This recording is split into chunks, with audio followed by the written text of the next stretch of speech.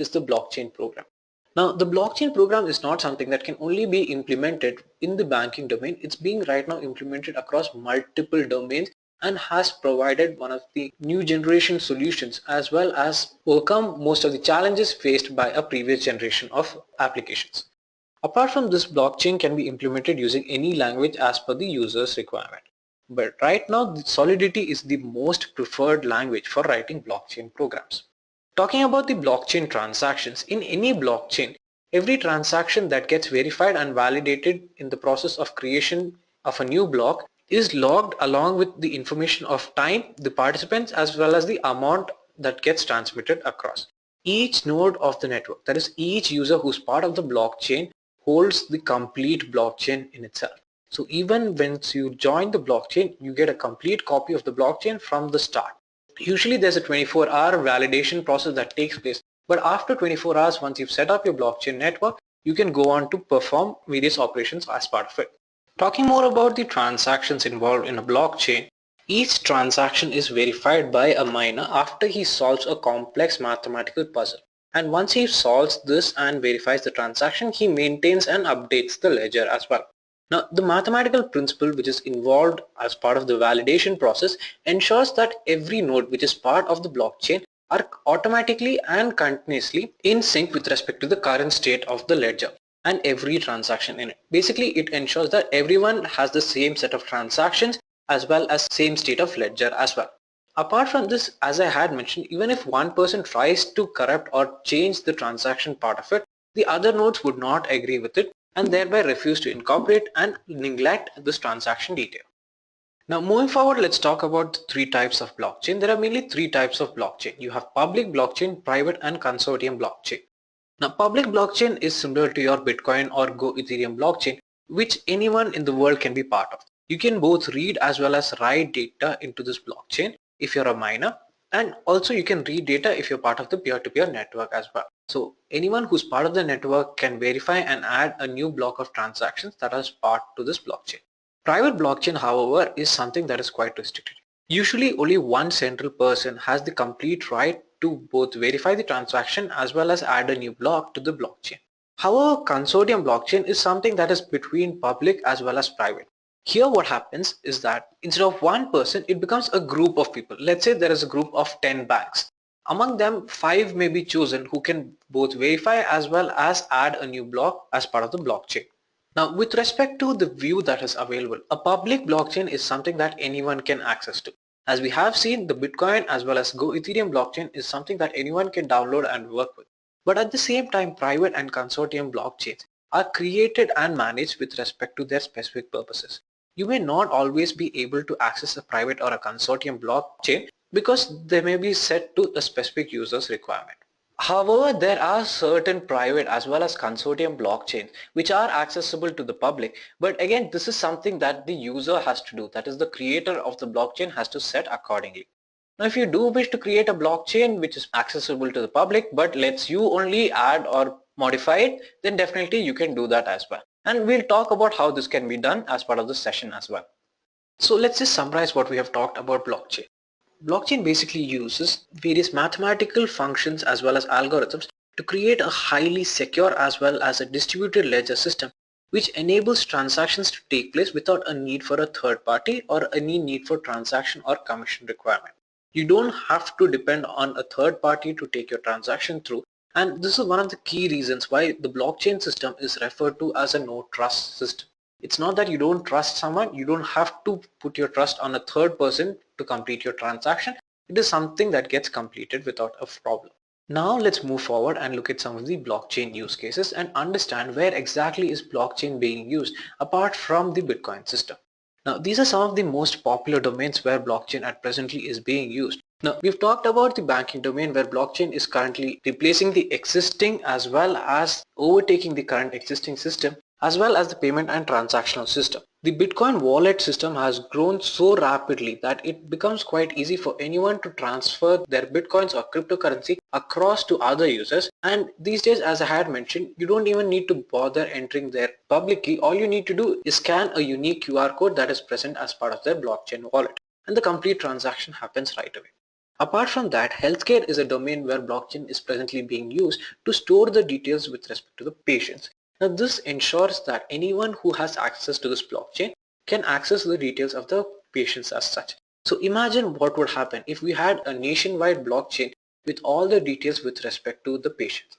Since it's highly secure, no one can directly access this detail and make any changes with respect to it, thereby ensuring the anonymity of the patient. But at the same time, let's say a doctor wants to see the details with respect to a patient, all he needs to do is give him his details, give him his public key through which he can access the complete details present on the blockchain and get the required data with respect to that same. Similarly, law enforcement agencies are using blockchain to ensure a highly accessible database comes up with respect to the criminals and the crimes that they have committed. So this is something that you can see coming out quite soon. Then coming to the election and voting domain. Now this is something that is a domain that is getting revolutionized with blockchain. We possibly might see the next or the next to next election made quite easy as well as secure and fail proof with the blockchain system. Apart from that, Internet of Things is another major domain that is currently using blockchain system to ensure the transfer of data between the devices without any corruptions as well as without any interference as such. Online music market is something that is rapidly growing to the blockchain system as well. Here what is happening is that the music domain is completely changing and putting up its music on the blockchain wherein anyone can have access to it but at the same time cannot make any modifications with respect to that. So let's say there's a specific customer who has paid for the song, then all I need to do is give him the details and he can take it from the blockchain as well. Apart from that, real estate domain is also being influenced by blockchain, and pretty soon I'm quite sure that you will be buying your properties directly off a real estate blockchain as well. Now, talking in detail with respect to the banking domain, blockchain has the possibility of cutting down $20 billion that is mainly taken up by middlemen. Now, this $20 billion is something that these middlemen organizations earn with respect to a year. Yes, although it does increase a chance of reduce of job with respect to these domains, but at the same time, imagine what could happen if banks themselves would implement blockchain. And that's exactly what they are being doing these days. And apart from that, the opportunity of hacking into the bank ledgers and making changes with respect to that same is becoming highly impossible as well for the people. Imagine what you would have done earlier was you would actually hack into a bank, make the changes in the ledger, take money from someone else's account, put it in your account. But now it's quite impossible because the only details that are present as part of the ledger is the transaction details, which as you know cannot be modified by a single person because the blockchain is designed as such.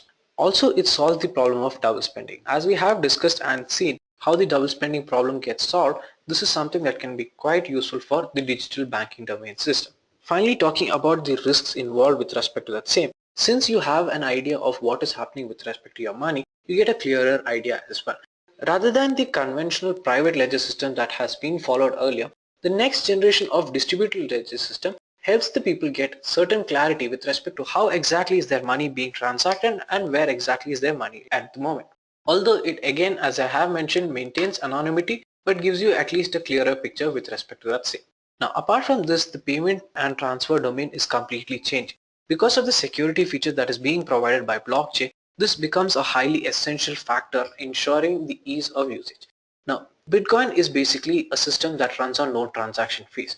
Again, let's say if you do want a transaction to be completed on a very high priority, then it's up to you to add a specific transaction fees. Why would anyone add a transaction fees if you don't have to add it? There are about a million transactions happening. Now, a miner needs to validate them. Even though there's a huge number of miners, it's not easy for him to verify all the transactions that come in at the same time. So what he's going to do is that he's going to see if there's any incentive added or any transaction fees added as part of this verification process.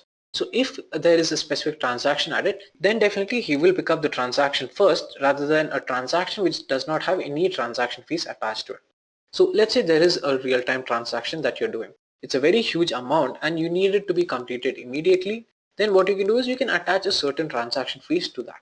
And this will ensure that your transaction is on a priority when compared to other transactions which do not have a transaction fees attached to it. This is another way how miners actually make up some amount of their own while they are investing their resource. But again, this does not mean that those transactions which does not have a transaction fees attached to it does not get verified. As I had mentioned, in the process of mining for a new block, most transactions do get added to the ledger and a new block gets created accordingly. So only if a new block is created, then do they get rewards. And to create a new block, they need to add transactions as well. So trust me, all the transactions do get through. Apart from that, you don't need any specific bank accounts that are required. You don't need to link your bank account to your Bitcoin wallet. You don't need to give the complete details. You don't need to attend to annoying calls that you get from banks and so forth. Apart from this, your anonymity is completely maintained. Now, as I have mentioned earlier, you're basically providing the public key as part of the ledger. Now, there is an upside and downside to it.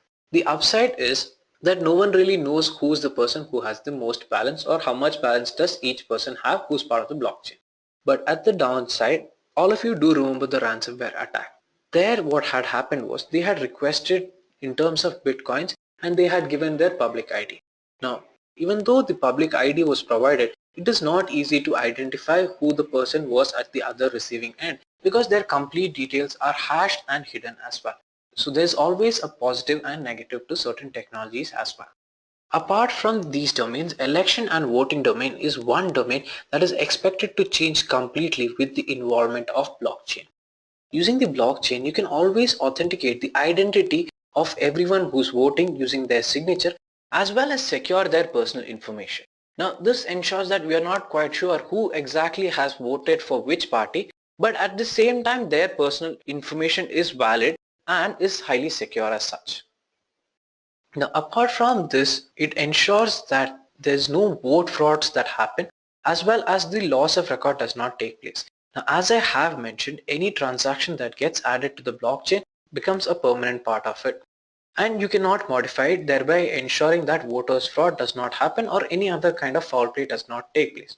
Now, this in turn is going to lead to increase in turnout because everyone is sure that no one is going to know about their votes. There's no tampering that's going to happen, as well as it becomes easier for people to become part of this blockchain and submit their votes. Now, this in turn is going to increase the voters turnout as well because there are certain organizations that are investing resource to build an application itself which makes it easy for people to vote from anywhere that they are. Wouldn't you like to vote for your party sitting at home or working from your office, making it sure that you have cast your vote, you have made your decision, you have supported for your party. At the same time, the details are not leaked and at your convenience as well. Now, one of the popular organizations working in the voting domain is Follow My Vote. They presently are trying to change the upcoming election ideas and trying to implement the online blockchain voting system by maybe the next or next elections as well. So hopefully let's keep our fingers crossed because I would definitely like to be part of a blockchain system that takes my vote and helps me support my party as well. Now, these are just some of the most popular domains. Apart from this, blockchain is being used in different domains and you have a lot of organizations who are coming in and investing in the blockchain technology as well. Now, to give you just a simple idea, some of you might have heard of the concept of Hyperledger. Now, this basically is a cross-industry collaborative effort from the Linux Foundation to support the blockchain distributed ledger system. Apart from that, organizations like JP Morgan and IBM are investing a lot of resource to build a public blockchain and increase the awareness, at the same time making a profit out of it at sure.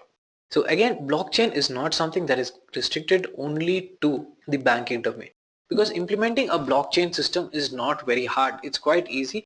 All you need to have is fundamental knowledge. Now moving on, let me help you understand how to work with a blockchain with our demo for today's session.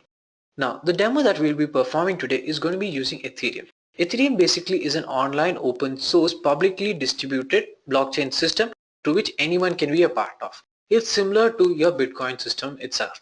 Now, what we need to achieve as part of today's demo is that we need to implement a digital bank which actually implements the Ethereum blockchain.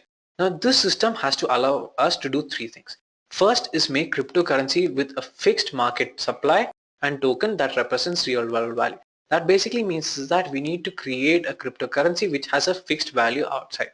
Apart from that, we need to autonomously create a private blockchain as well as mine for new ethers while validating the transactions.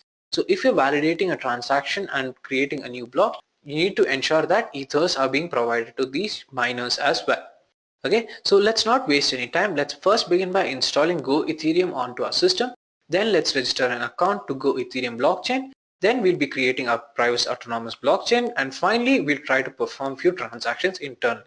Now, as I had mentioned at the start of the session, these are basically dummy transactions that we'll be working on. But again, this should give you a complete idea of how a blockchain system works and how it effectively solves your problem.